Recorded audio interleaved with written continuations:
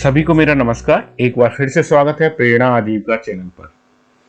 उम्मीद है हमारे वीपीआरपी के पिछली वीडियो में आपको थोड़ा आइडिया मिल गया होगा। वीपीआरपी क्या है, सुशासन क्या चीज है, वीपीआरपी में उसका क्या रोल होने वाला है।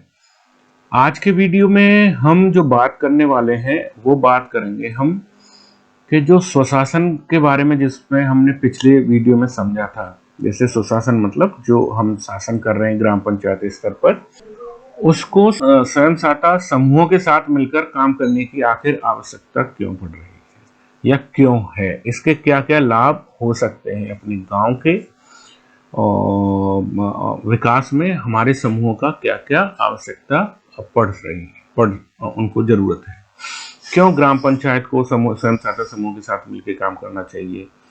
तो इससे गांव का भी फायदा है, समूह का भी फायदा है। तो इन सारी चीजों के बारे में आज के वीडियो में हम समझने वाले हैं। वैसे कल जब हम बात कर रहे थे वीपीआरपी का प्लान, कुछ लोग ये भी सोच रहे होंगे कि जब जीपीटीपी का ग्राम सभा लेवल पे जब वो प्लान बन के जाता है तो हम स्वयं सहायता समूह की क्या उसमें आवश्यकता हो जाती है। तो उसको समझने के लिए पहले हम ग्राम सभा को समझ लेते हैं। वैसे तो आप सब लोग ग्राम सभा जानते होंगे जो गांव में होती होगी, लेकिन कुछ लोगों के ये कन्फ्यूजन हो सकता है कि जो समूहों की वो सभा लगाते हैं कहीं वही तो ग्राम संगठन की सभा जो लगाते हैं वही ग्राम सभा तो नहीं है। जी नहीं, जो हम ग्राम संगठन की सभा लगाते हैं वो एक अलग चीज है, लेकिन ये पूरे गांव की ग्राम पंचायत लेवल पे प्रधान की अध्यक्षता में एक सभा लगाई जाती है, उसको ग्राम सभा कहते हैं। इसको भी समझ लेते हैं। ग्राम सभा क्या है? ये जैसे हम कह सकते हैं इंडिया में, अपने भारतवर्ष में जैसे लोकसभा होती है, उसी तरीके से यूपी की बात करें तो विधानसभा की हम बात करें तो इसीलिए ग्राम पंचायत में जब भी हम कह सकते हैं कि जो संसद भवन आपने सब लोगों ने सुना होगा, तो अपना जो ग्राम पंचायत का जो संसद है या ग्राम सभा है उसको हम ग्राम सभा कहते हैं। यानी एक संसद, जैसे देश के लिए जिस तरीके से संसद काम करता है वैसे ही अपने गांव के लिए ग्राम सभा, ठीक है ना। इसमें क्या होगा, ग्राम पंचायत के जितने भी अधिकांश ग्राम पंचायत के सदस्यों को ग्राम सभा कहा जाता है। ग्राम पंचायत के सदस्य कौन होंगे? जो उसके वोटर होते हैं। ग्राम पंचायत में जो भी वोटर है वो उस सभा के सदस्य हो जाते हैं, यानी कि सभी मतदाता इसके सदस्य कहे जाते हैं। और इसी ग्राम सभा को कुछ राज्यों में वार्ड सभा भी कहते हैं या पाली सभा भी कहते हैं, और पश्चिम बंगाल में से ग्राम संसद कहते हैं। जैसे संसद भवन हमने सुना होगा, इसी तरीके से विलेज पार्लियामेंट भी कहा जाता है।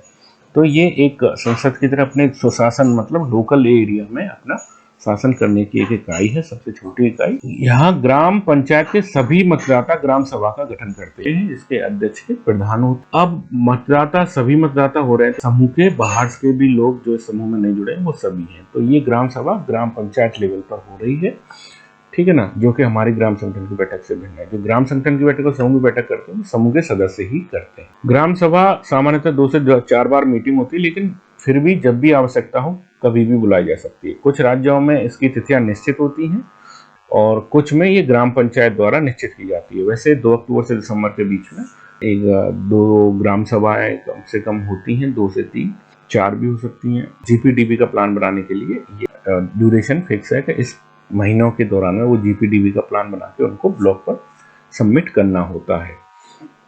तो और इस मीटिंग में क्या होता है, मीटिंग में बहस के मुद्दे बहुत हो सकते हैं, जैसे वार्षिक एक्शन प्लान के अगले वर्ष में हमें क्या क्या करना है गांव के लिए, गांव के विकास के लिए, क्या बजट रहेगा, किस चीज में कितना पैसे का खर्च करना है, किस चीज में कितने पैसे लगाने, नलकूप में कितने लगाने, नाली में कितने लगाने हैं, सड़कों में कितने लगाने हैं, स्ट्रीट लाइट्स में कितने लगाते हैं, आवास।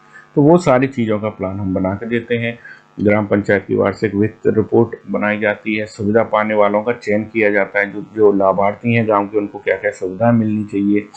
आवास योजना की बात करें, पेंशन स्कीम की बात करें, स्वच्छ मिशन की बात करें, पब्लिक टॉयलेट्स वगैरह, तो बहुत सारी ऐसी योजनाएं हैं। इन सबको उसका प्लान बनता है इस ग्राम सभा में। ग्राम सभा में कौन सा प्लान बनेगा? जीपीडीपी का।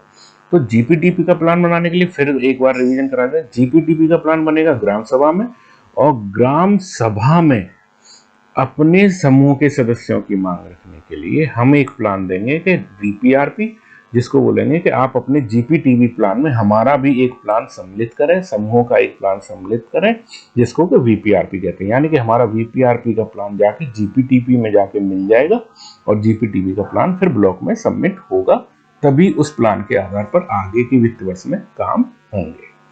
ठीक, तो ये तो थोड़ा पिछले वीडियो का रिकैप भी हो गया और अच्छे से आप समझ गए होंगे, और इसके साथ ही आपको समझ में भी आ गया होगा जो स्थानीय स्वशासन है उनको समूहों के साथ मिलके उनकी काम क्यों करना चाहिए, या समूह को ग्राम संगठन या ग्राम सभा के साथ मिलकर काम क्यों करना चाहिए। क्योंकि जब समूह और ग्राम सभा और ग्राम पंचायत दोनों मिलकर एक साथ काम करेंगे तभी गांव का विकास संभव है। क्योंकि अधिकांश जो लाभार्थी हैं समूह सदस्य होते हैं, समूह को ही लाभ मिलने होते हैं अधिकांश परिवारों में से। तो कुल मिला के डायरेक्टली हम कह सकते हैं जो डायरेक्ट लाभार्थी कहीं ना कहीं जाके समूह से जुड़ा होता है, तो इसीलिए समूह अपना वीपीआरपी का प्लान देंगे जो कि जीपीटी में सम्मिलित हो, और इसीलिए इसकी आवश्यकता समझी जा रही है कि स्वयं सहायता समूह और स्थानीय स्वशासन जो ग्राम पंचायत ग्राम सभा दोनों मिलकर काम करें। चलो आगे इसको और अच्छे तरीके से समझते हैं अपने इस वीडियो में, आगे देखते हैं वीडियो के माध्यम से। इसके लिए हम कुटुंबश्री का बहुत बहुत आभार देना चाहेंगे, उन्होंने अच्छे वीडियोस प्रोवाइड कराए हैं। तो देखते हैं आगे का वीडियो, हम समझते हैं इसको कि क्यों आवश्यकता आखिर क्यों है स्वयं सहायता समूह और स्थानीय स्वशासन संस्थानों को मिलकर काम करने की। चलिए देखते हैं।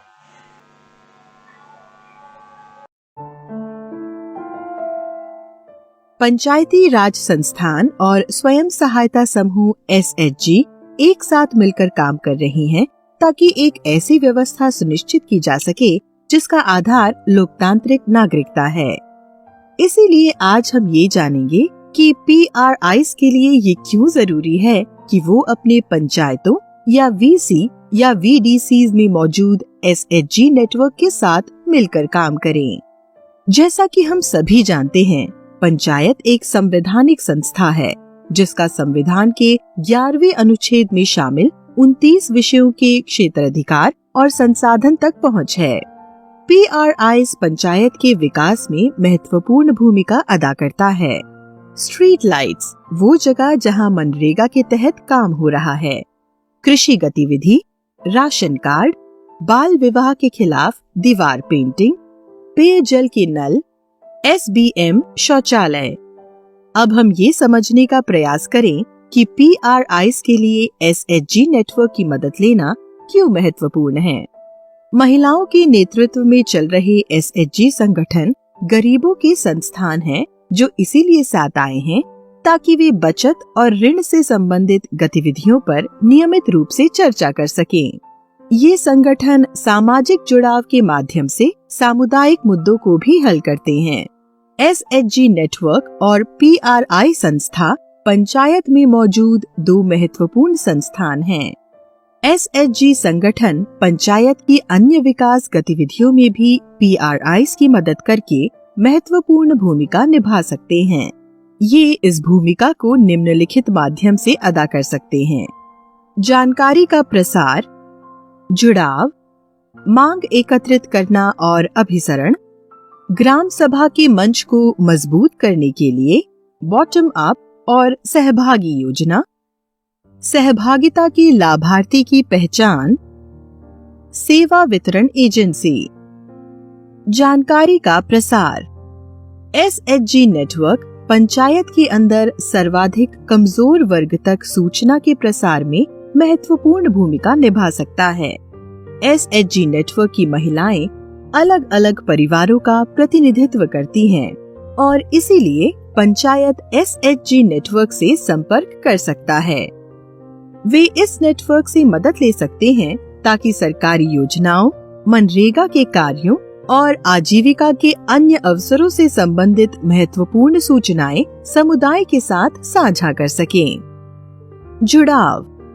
ग्राम पंचायत में जिन सामाजिक मुद्दों को हल किया जाना है उसके लिए समुदाय के सामूहिक कार्रवाई की जरूरत होती है। एसएचजी नेटवर्क समुदाय के सदस्यों को जुड़ाने और सामाजिक मुद्दों पर जागरूकता फैलाने में पंचायत की मदद करने, ग्राम सभा के लिए समुदाय को जमा करने और जीपी द्वारा आयोजित होने वाले विभिन्न शिविरों और टीकाकरण अभियान की सूचना फैलाने के लिए अपने संगठन की ताकत का सर्वाधिक प्रयोग कर सकते हैं। मांग एकत्रित करना और अभिसरण। SHG नेटवर्क सामुदायिक भवन या शमशान जैसी बुनियादी सामुदायिक सुविधाओं की जरूरतों के बारे में पंचायत के अंदर ही बातचीत कर सकता है और वो इसके लिए मांग योजनाएं तैयार कर सकता है। SHG के स्तर पर अलग अलग परिवारों की जरूरतों की पहचान की जा सकती है, उन पर विचार किया जा सकता है और ग्राम संगठन के स्तर पर इन्हें समेकित किया जा सकता है। वार्ड के सदस्य भी ग्राम संगठन की बैठकों में शामिल हो सकते हैं और आपस में मिलकर मांगों पर चर्चा कर सकते हैं और इन मांगों को पूरा करने के लिए संसाधनों की पहचान कर सकते हैं। मनरेगा कार्यों के लिए SHG नेटवर्क GP को कामगारों की पहचान कराने, व्यक्तिगत और सामुदायिक कार्य की मांगों के संग्रहण और श्रम बजट तैयार करने में मदद कर सकता है। SHG के सदस्य इन मांगों को पूरा करने में आगे आकर पंचायत की मदद कर सकते हैं। ग्राम सभा के मंच को मजबूत करने के लिए बॉटम अप और सहभागी योजना। समुदाय के हर एक व्यक्ति की जरूरत और उनकी मांगों के बारे में जानना ग्राम पंचायत के सदस्यों के लिए बहुत ही मुश्किल होता है। ऐसी स्थिति में SHG नेटवर्क ग्राम पंचायत की योजना निर्माण प्रक्रिया में बहुत ही महत्वपूर्ण भूमिका निभा सकता है। हर SHG की योजना को उस क्षेत्र के 10 से 20 परिवारों की योजना का प्रतिनिधि माना जा सकता है। VO स्तर पर इन मांगों को समेकित किया जा सकता है। जो लोग नेटवर्क के बाहर हैं, उनकी मांगे भी SHG इकट्ठा कर सकता है और ग्राम पंचायत के लिए एक व्यापक योजना बना सकता है और इस तरह वह योजना निर्माण में सहभागिता, पारदर्शिता और समुदाय के हर सदस्य और परिवार का प्रतिनिधित्व सुनिश्चित कर सकता है। SHG नेटवर्क आगे ग्राम सभाएं आयोजित करने की तिथि और स्थान के बारे में सूचना साझा करने का माध्यम बन जाता है और ये योजना निर्माण की प्रक्रिया में शामिल होने वाले समुदाय के सभी सदस्यों की सहभागिता सुनिश्चित करता है। इससे समुदाय के सदस्य सक्रियता से भाग लेते हैं क्योंकि उनकी मांगे ग्राम सभा में पेश की जाती हैं और वहीं इसको स्वीकृति मिलती है। ग्राम सभा नागरिकों के लिए एक मंच के रूप में कार्य करता है, जहां किसी विशेष योजना के बारे में उनके संदेह को भी दूर किया जाता है या संस्थानों के कार्यकलापों और पिछले साल की मांगों को मानने के बारे में उनके प्रश्नों का उत्तर दिया जाता है। सहभागिता के लाभार्थी की पहचान।